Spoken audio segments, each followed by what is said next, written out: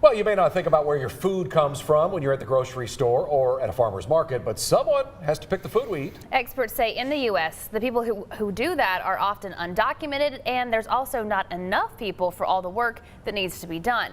Well, the Texas Agriculture Commissioner Sid Miller tells our Anastasia Bolton that he has a plan to fix all of this, but nobody's listening.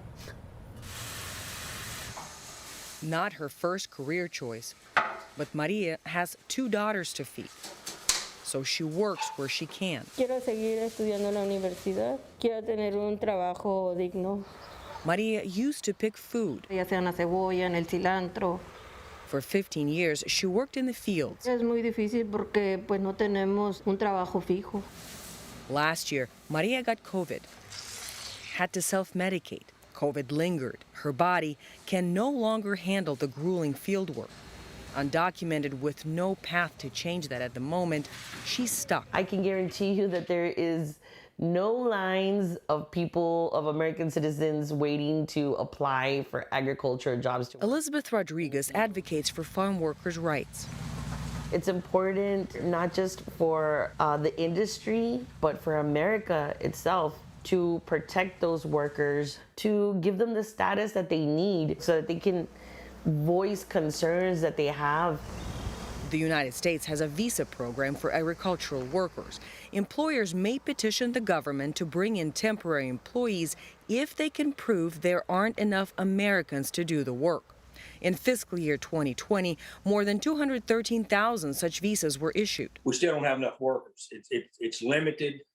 It's cumbersome. Sid Miller is a rancher and the state's agriculture commissioner. We could improve it and have a much better program.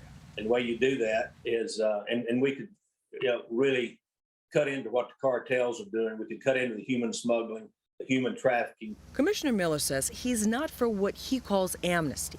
He has his own proposal. Migrants applying for ag work in home countries, going through a background check, a percentage of their wages withheld until they fulfill the contract and go home, able to come back. Miller says he's been pitching this for 6 years. Immigration's a radioactive subject.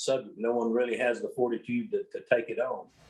Having lived in the shadows for many years, Maria is now advocating for farm workers, who, she says, are essential, and for their kids, too. Yo quiero algo mejor para mis hijos y quiero que sean útiles en este país.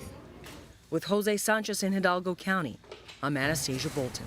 And back in March, the House passed the Farm Workforce Modernization Act. Now, that would provide a path to citizenship to longtime farm worker visa holders, but the Senate has not voted on it.